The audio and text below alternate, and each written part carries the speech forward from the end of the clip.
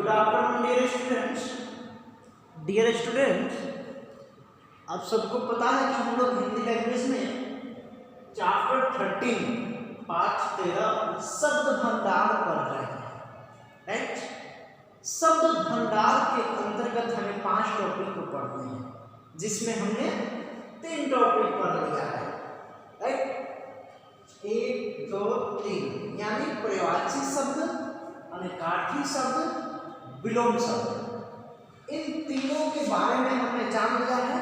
और आज हम जानेंगे अनेक शब्दों के लिए एक शब्द और श्रुति संधिनार्थक शब्द। ओके, सो स्टूडेंट्स, आप लोग चैप्टर 13 ओपन कीजिए और जानते हैं हम अनेक शब्दों के लिए एक शब्द क्या होता है।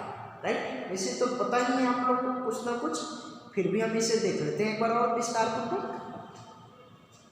देखिए, अब हम इसको क्लीन कर लेते हैं।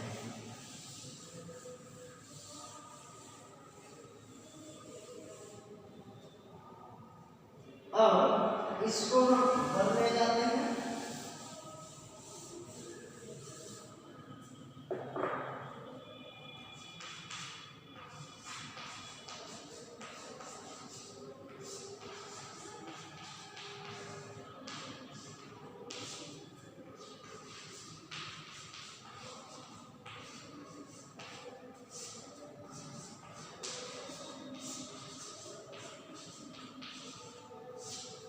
अनेक शब्दों के लिए एक शब्द। डियर स्टूडेंट्स, मैंने कई बार आप लोग को बताया है, एक बार नहीं बल्कि कई बार, कि हमें टॉपिक से ही पता चल जाता है कि इस टॉपिक में है क्या, पढ़ना क्या है। देखिए, ध्यान दीजिए, टॉपिक यानी शीर्षक जो दिया गया है, या इसे प्रकरण भी कहते हैं, टॉपिक को हिंदी में प्रकरण कहते हैं। ये जो ये लिखा हुआ है अनेक शब्दों के लिए एक शब्द, कहने का मतलब है कि अनेक शब्द होंगे। अनेक शब्द होंगे यानी अनेकार्थी शब्द पढ़े हैं आप लोग, यानी एक से अधिक शब्द होंगे। 2 3 4 5 6 7 8 9 10 11 12 13 14 15 हो सकते हैं, इससे अधिक भी हो सकते हैं।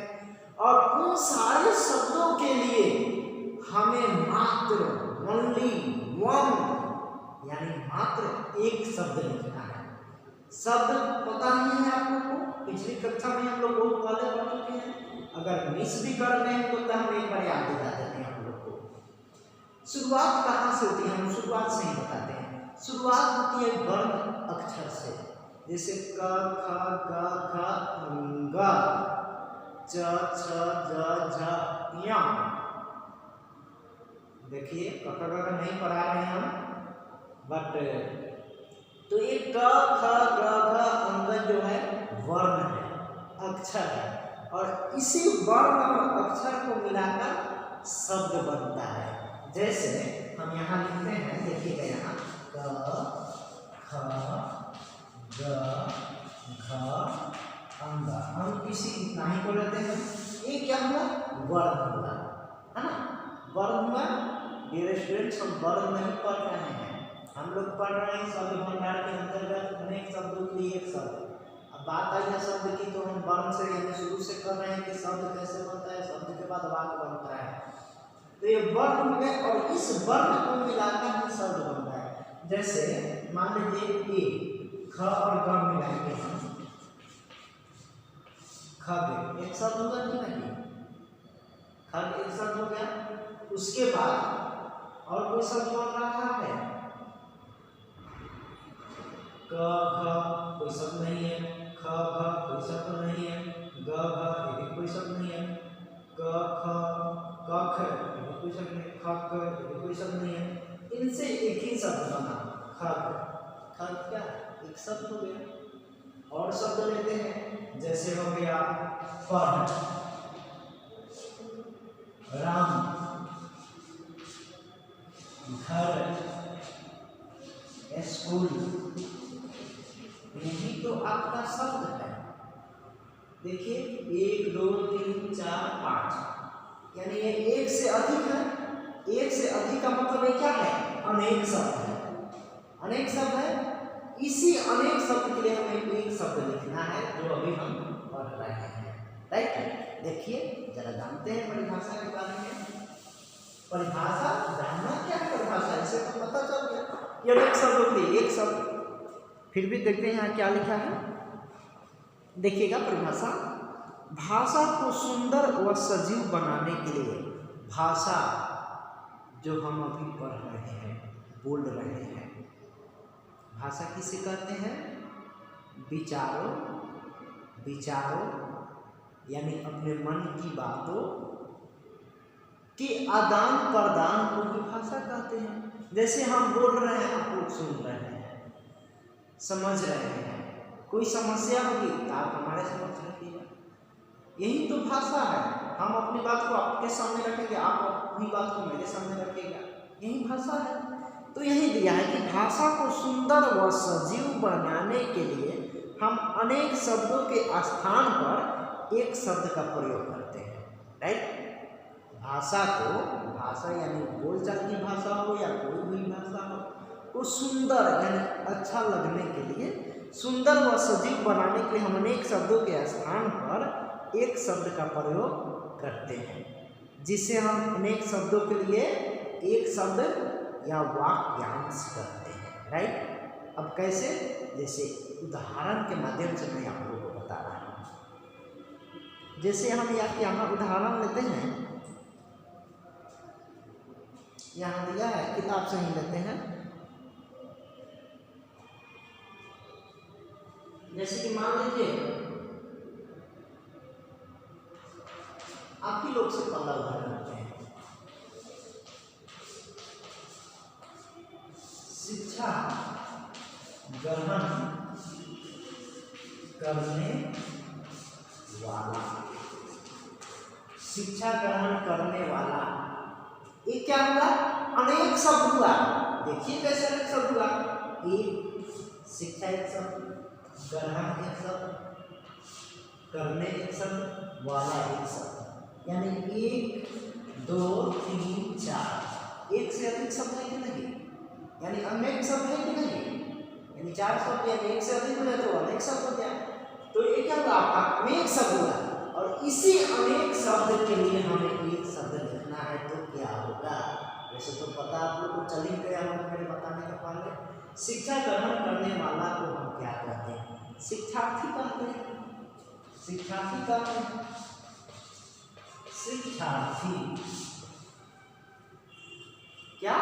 शिक्षार्थी। यहाँ हम लिख देते हैं शिक्षार्थी। अब दिगर स्टूडेंट यहाँ देखिए कि शिक्षार्थी एक शब्द है कि नहीं? बिल्कुल है। सो यही होता है आपका अनेक शब्द। और जरा हम परिभाषा पर आते हैं कि भाषा को सुंदर व सजीव बनाने के लिए, जैसे कि मान लीजिए हम एक वाक्य लिखते हैं,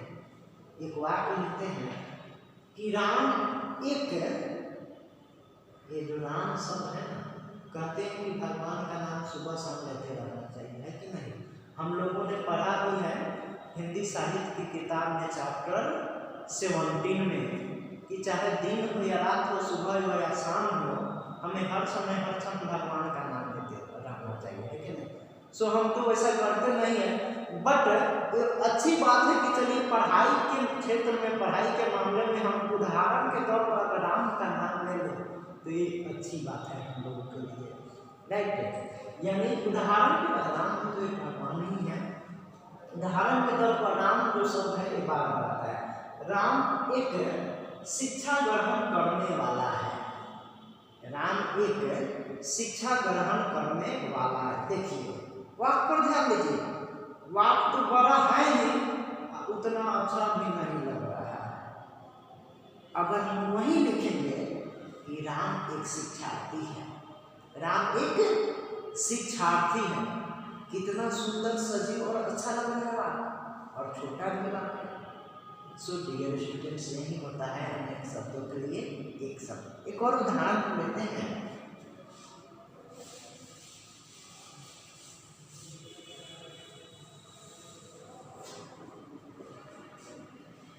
किताब में सबसे बढ़िया उदाहरण दिखाई नहीं दे रहा है। इसको लिखते हैं भगवान को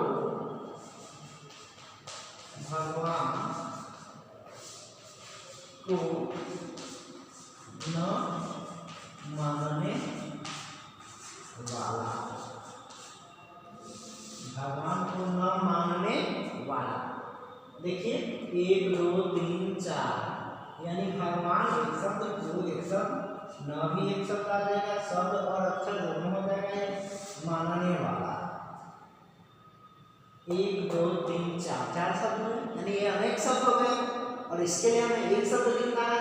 तो भगवान को न मानने वाले के लिए एक शब्द क्या होगा? नास्तिक। नास्तिक क्या होगा? नास्तिक। और जो भगवान को मानता है उसे हम आस्तिक कहते हैं। भगवान के मानने वाले कौन? आस्तिक कहते हैं। सो डियर स्टूडेंट्स, हमें नास्तिक होना चाहिए, आस्तिक होना चाहिए। यानी हमें भगवान को, हम इंसान उसी भगवान की संतान है, तो हमें भगवान को मानना चाहिए, राइट। हमें आस्तिक होना चाहिए, न कि नास्तिक, राइट। सो भगवान को न मानने वाले के लिए एक शब्द क्यों? नास्तिक। अब जब हम वाक्य पर आते हैं, लिखते हैं कि वह भगवान को न मानने वाला है। वह यानी कोई भी, किसी का नाम भी दे सकते हैं। वह भगवान को न मानने वाला है। वाक्य भी बड़ा हो रहा है और उतना अच्छा भी नहीं लग रहा है, उतना सुंदर भी नहीं लग रहा है। अगर हम वही लिखते हैं कि वह नास्तिक है, नास्तिक कहने से हमको पता चल गया कि इसका मतलब क्या होगा, इसका अर्थ क्या होगा। वह नास्तिक है। वाक्य छोटा भी है और सुंदर भी है, अच्छा भी है। सो डियर स्टूडेंट्स, यही है आपका अनेक शब्दों के लिए एक शब्द। अब इससे अधिक क्या उदाहरण? अब स्टूडेंट्स हम जानते हैं नेक्स्ट टॉपिक, यानी जो हम लोग का लास्ट टॉपिक, अंतिम टॉपिक बच रहा है, श्रुति संभिन्नार्थक शब्द। ये क्या होता है? ये भी बहुत ही इंपॉर्टेंट टॉपिक है, इसके बारे में जानते हैं।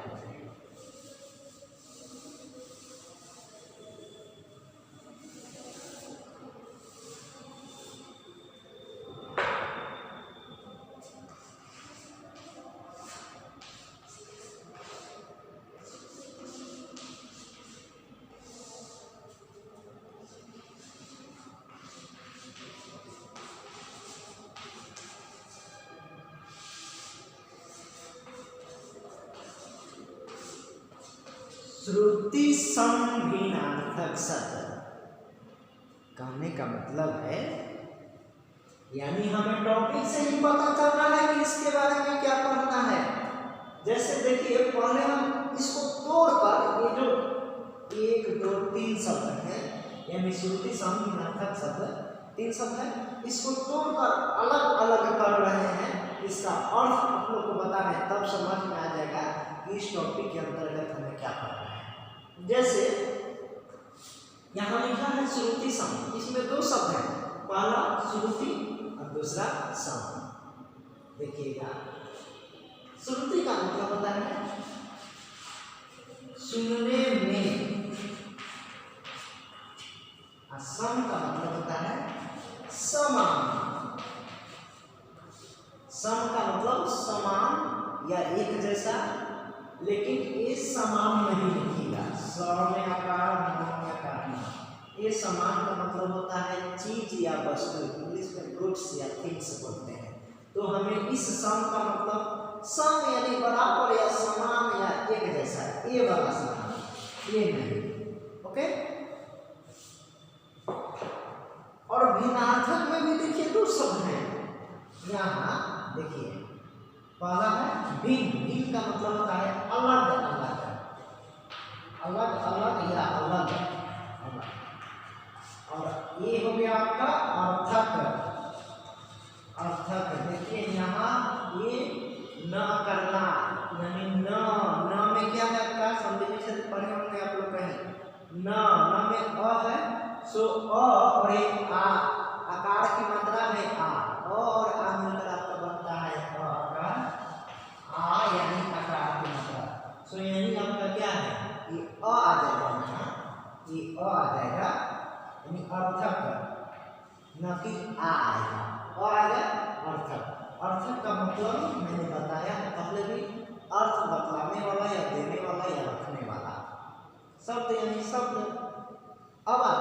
स्टूडेंट्स हम टॉपिक पर श्रुति मतलब सुनने में, सम मतलब समान या एक जैसा, भिन्न मतलब अलग अलग, अर्थक मतलब अर्थ देने वाला, बतलाने वाला या रखने वाला, सब। यानी कहने का मतलब जो शब्द या ऐसे शब्द जो सुनने में समान होते हैं, एक जैसे होते हैं, परंतु अर्थ अलग अलग रखते हैं या देते हैं या बतलाते हैं, वही श्रुति सम भिन्नार्थक शब्द कहलाते हैं। राइट, जो शब्द यानी ऐसे शब्द जो सुनने में एक जैसा हो, राइट, सुनने में समान हो, एक जैसा हो, लेकिन उसके अर्थ में भिन्नता हो, यानी अर्थ अलग अलग हो। यानी कहने का मतलब स्टूडेंट, आपको बहुत सारे ऐसे शब्द मिलते होंगे जो सुनने में एक लगते होंगे, लेकिन उसका अर्थ है कुछ और ही होता होगा। जैसे मैं बता रहा हूँ, किताब की परिभाषा छोड़िए, मैंने परिभाषा बताई, जो सब सुनने में एक जैसा हो और उसके अर्थ अलग अलग हो, वही है श्रुति सम भिन्नार्थक शब्द। राइट, जैसे हम जानते हैं उदाहरण के माध्यम से,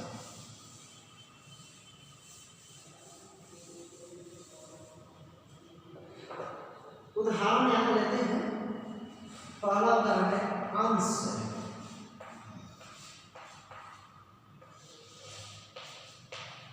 अंश देख लीजिए, अंश अंश अंश अंश सुनने में एक है, उच्चारण भी एक है, अंतर क्या है? यहाँ तालव्य स है और यहाँ दंत्य स है। तालव्य स तालब स नहीं, दंती स नहीं, मूर्धा स नहीं, तालव्य स दंत्य स, है ना? कैसे? तालव्य स मूर्धन्य स, तालब स के बाद मूर्धन्य स आता है, तब दंत्य स आता है। तालव्य स मूर्धन्य स दंत्य स, यानी जिसका उच्चारण तालु से हो उसे तालव्य स, मूर्धा से हो मूर्धन्य स, दांत से हो दांत यानी दंत यानी दांत से हो दंत्य स। तो यहाँ मूर्धा नहीं है, दंत्य स है। तो इसका मतलब क्या होगा? एक अंश का मतलब होता है भाग, भाग, हिस्सा या खंड, और इस अंश का मतलब होता है कंधा, कंधा, शोल्डर। राइट, देखिए सुनने में एक है लेकिन उसका अर्थ क्या है? अलग अलग है, भिन्न है। सो डियर स्टूडेंट्स, नहीं होता है श्रुति सम भिन्नार्थक शब्द। राइट, एक और उदाहरण हम आपकी किताब से लेते हैं। यहाँ दिया है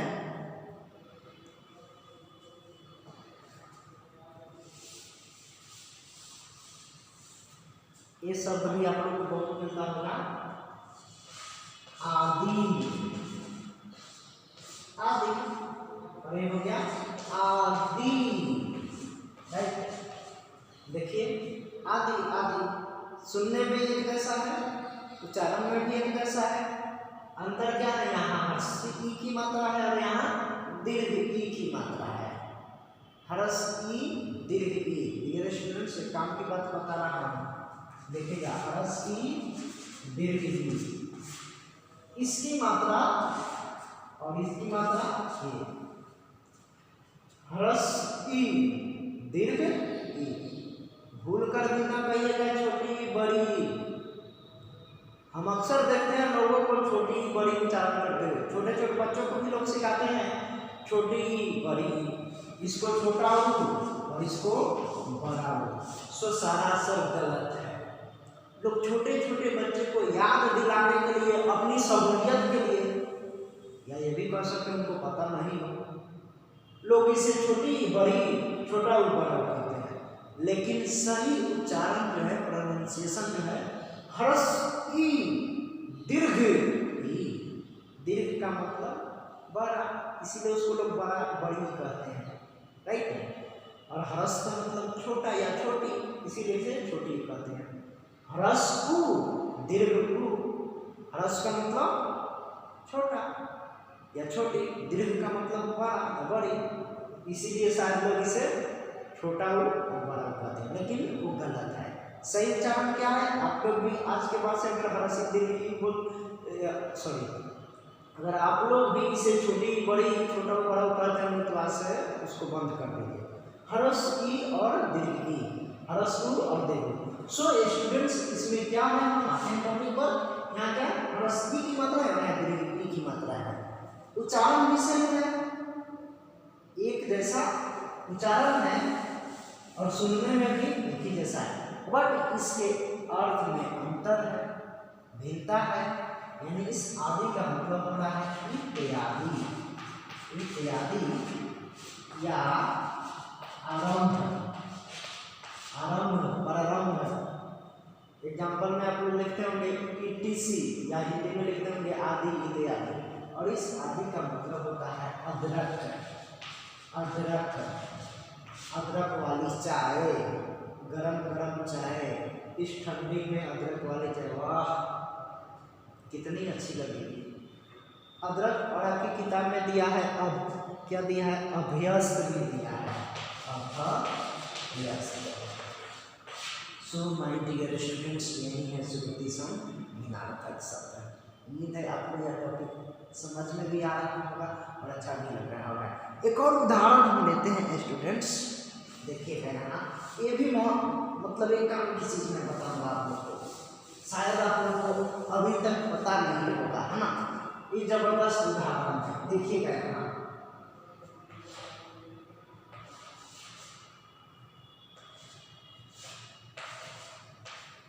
खुदा, खुदा, देखिए शब्द एक ही है, उच्चारण भी एक है, राइट, सुनने में भी एक है। अंतर क्या है, इस ख के नीचे देखिए डॉट, इस ख के नीचे यानी नीचे वाले खुदा के ख के नीचे क्या है, डॉट। इसको क्या कहते हैं स्टूडेंट्स, इसको नुक्ता कहते हैं। इसको क्या कहते हैं, नुक्ता। इस बेचारे का नाम क्या है, नुक्ता है। तो बेचारा लेकिन बहुत काम का है, ये बहुत काम का है, बहुत ही इंपॉर्टेंट है। आप लोग देखे होंगे, इससे मुलाकात हुई होगी, भेंट भी हुई होगी और लिखे भी होंगे, लिखते भी होंगे, बट जानते नहीं होंगे कि इस बेचारे का नाम क्या है, इसको कहते क्या है।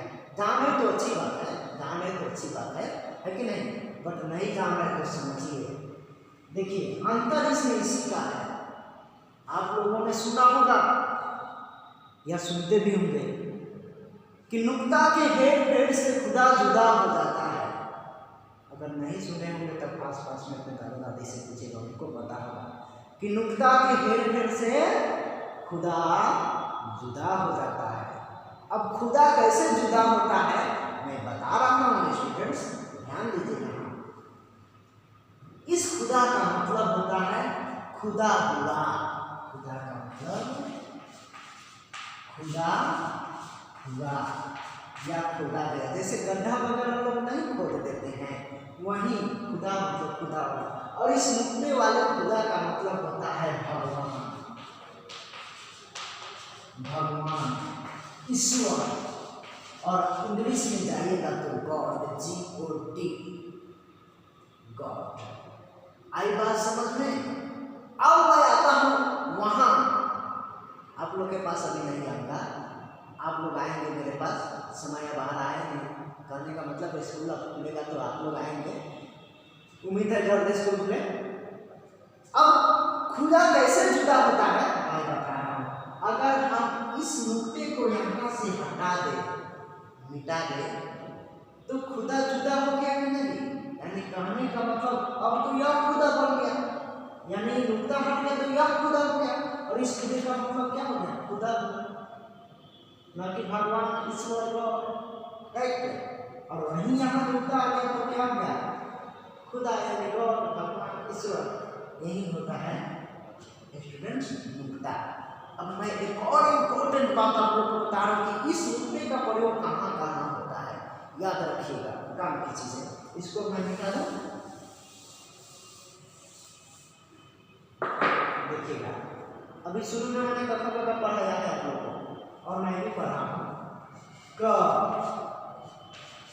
ख, ग, ज और ह। ये 1 2 3 4 5 जो अक्षर है अक्सर इसी के नीचे या इसी के साथ उस नुक्ते का प्रयोग होता है। ऐसे बहुत सा शब्द मिलते होंगे, आप लोग को देखे होंगे कि जिसके नीचे यानी क ख ग रहता होगा तो नुक्ता उसके साथ रहता होगा। और नुक्ते का प्रयोग सबसे ज्यादा प्रयोग कहाँ होता है? इस ज और फ के साथ, यानी 90% लगभग ज और फ के साथ नुक्ते का प्रयोग होता है। इस ये तीनों के साथ बहुत कम, लेकिन इसके साथ बहुत ज्यादा। सो डियर स्टूडेंट्स, रहने देते हैं। अब क्वेश्चन आंसर मैं सेंड कर दूंगा। आपकी किताब में बहुत सारे ऐसे श्रुति संज्ञानार्थक शब्द दिए हैं, आप इसे देखेंगे, याद करेंगे। आशा करता हूँ यह टॉपिक आपको समझ में आया होगा। Thank you.